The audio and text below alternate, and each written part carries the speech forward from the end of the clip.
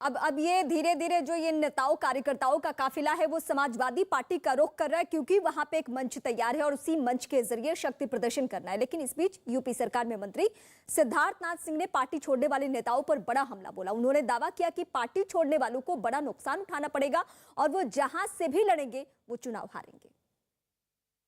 कल्याण सिंह जी से बड़ा ओबीसी उत्तर प्रदेश में कोई नहीं रहा है और न रहेगा।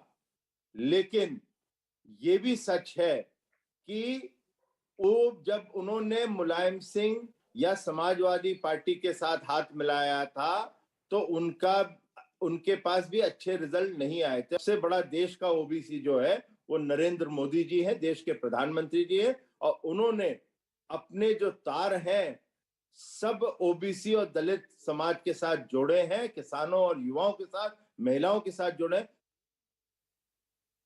वहीं केंद्रीय मंत्री कौशल किशोर का कहना है कि कुछ लोगों के बीजेपी छोड़ने से फर्क नहीं पड़ता है। सर्वे इनके खिलाफ था, इनकी टिकट कटने की संभावना थी और इसीलिए पार्टी छोड़ दिया।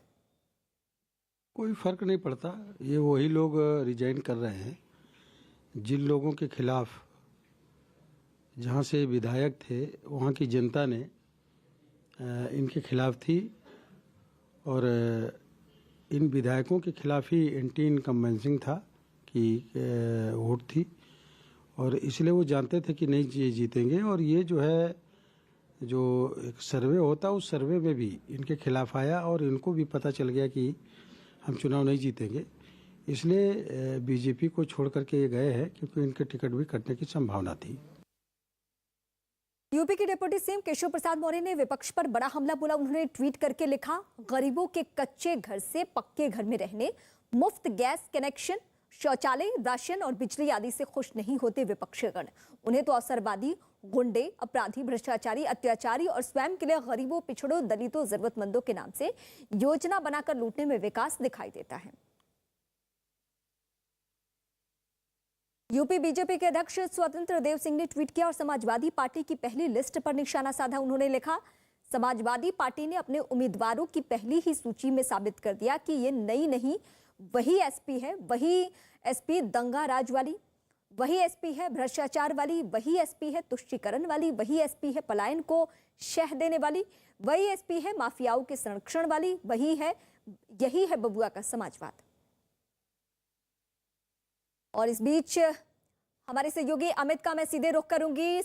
स्वामी प्रसाद मौर्य के घर के बाहर से इस वक्त हैं और एक एक करके बागी विधायकों के पहुंचने का सिलसिला यहां पे शुरू हो चुका है, लेकिन इस बीच बीजेपी भी हमलावर हो चुकी है। अब तल्ख तेवर हो चुका है इन बागियों को लेकर। अमित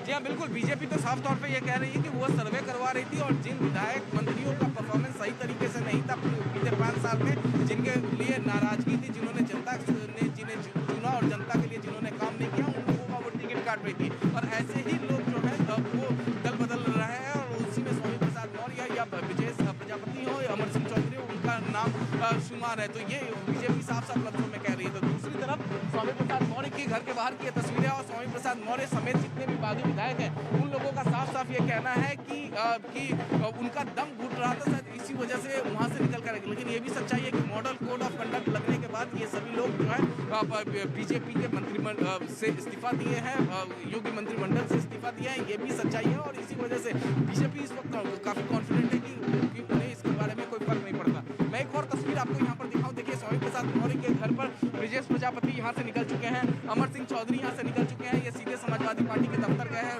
उनसे खुद मैंने बातचीत की तो उनका कहना था कि अब वो समाजवादी पार्टी के दफ्तर गए, यानी जब ये यहाँ से निकल चुके हैं तो इनके पीछे जो है इनके अब जैसे ही चंद्रशेखर के साथ अखिलेश यादव की मीटिंग खत्म होगी तो जाहिर तौर पर स्वामी प्रसाद मौर्य भी यहाँ से निकलेंगे और समाजवादी पार्टी के दफ्तर जाएंगे।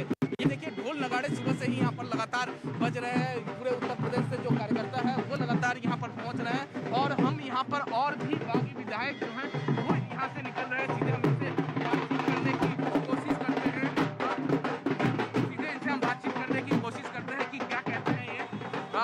हम सर एक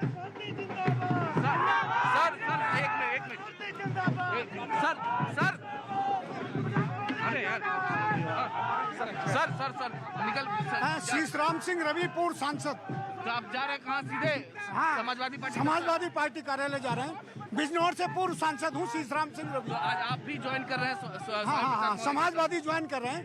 भाजपा का मैं सांसद था। भाजपा के सांसद थे, आप हाँ, पूर्व सांसद भाजपा। थे। कितने लोग हैं आपके साथ आज ज्वाइनिंग करने के लिए? आज बहुत सारे लोग हैं, पूरे प्रदेश से लोग आए हैं। कोई विधानसभा ऐसी नहीं बची जहाँ से और दलितों का रुख जो है, दलित वोट और पिछड़ा वोट जो है। स्वामी प्रसाद मौर्य ने क्या कहा आपसे? आ रहे हैं, साथ ही जाएंगे। तो इस तरीके से देखिए, पूर्व सांसद, पूर्व विधायक, बागी विधायक, वो सब जो है स्वामी प्रसाद मौर्य के साथ आज ज्वाइन कर रहे हैं। यानी जो उनके फॉलोअर्स हैं वो सभी स्वामी प्रसाद मौर्य के साथ समाजवादी पार्टी दफ्तर जाना शुरू हो गए हैं। यहाँ देखिए काफिला गाड़ियों का लग चुका है और यहाँ से यानी थोड़ी ही देर में यहाँ से कुछ ही देर में यही सच्चाई है, कुछ ही देर में स्वामी प्रसाद मौर्य यहाँ से निकलेंगे समाजवादी पार्टी के दफ्तर के लिए। हम आपका एक बार फिर से रुख करेंगे। इस बीच यूपी चुनाव से जुड़ी हुई बड़ी खबर, आज यूपी बीजेपी की पहली लिस्ट आने वाली है। सबसे पहले 2 चरणों की लिस्ट जारी हो सकती है।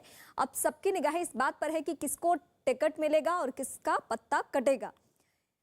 सबको ये जानना है कि किसको कहां से टिकट मिल रहा है, तो ये एक्सक्लूसिव जानकारी आपको हम दे रहे हैं। न्यूज़ 18 के पास बीजेपी के उम्मीदवारों की संभावित लिस्ट है जो आज जारी की जा सकती है। बीजेपी दफ्तर पे हमारी निगाहें हैं, सूत्रों के हवाले से खबर है और ये हम एक एक करके अब आपको चेहरों के नाम भी बताते हैं।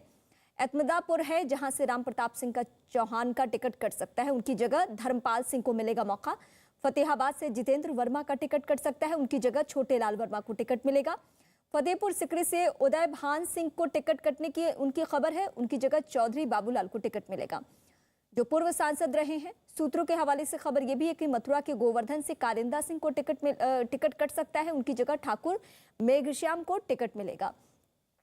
अलीगढ़ की बरौली से चौधरी दलवीर को टिकट काटा जाएगा और ठाकुर जयवीर सिंह को टिकट मिल सकता है। हापुड़ के गढ़ मुक्तेश्वर से कमल मलिक का टिकट कट सकता है, उनकी जगह हरेंद्र चौधरी को मिल सकता है। और सूत्र की माने तो अमरोहा से क्या स्थिति है ये हम आपको बताने जा रहे हैं। यहां से भी टिकट कटने की संभावना है। संगीता चौहान और इनके जगह पे देवेंद्र नागपाल को मौका मिल सकता है। मेरठ कैंट से सत्य प्रकाश अग्रवाल का टिकट कट सकता है, उनकी जगह अमित अग्रवाल को मिल सकता है। बिलसी से हरीश शाक्य को टिकट मिल सकता है। आगरा के खेड़ागढ़ से महेश गोयल का टिकट कट सकता है, उनके बदले भगवान सिंह कुशवाहा को दिए जाने की खबर है। तो इस लिस्ट पे हम सभी की निगाहें। और बड़ी खबर इस बीच उत्तर प्रदेश चुनाव से, दिल्ली में 3 दिनों के मंथन में बीजेपी ने 172 सीटों पर उम्मीदवारों के नाम पर चर्चा की। माना जा रहा है कि बीजेपी जल्द ही अपने उम्मीदवारों के नाम का ऐलान कर सकती है। इस बीच बड़ी खबर यह है कि यूपी के सीएम योगी आदित्यनाथ के साथ उत्तर प्रदेश के दोनों ही डेप्यूटी सीएम चुनाव लड़ सकते हैं, यानी दोनों ही चुनावी मैदान में उतरेंगे। सूत्रों की माने तो केशव प्रसाद मौर्य सिराथू विधानसभा क्षेत्र से मैदान में उतरेंगे, तो दिनेश शर्मा लखनऊ से। यानी साफ है बीजेपी अपने सभी कद्दावर नेताओं को चुनावी रण में उतार सकती है।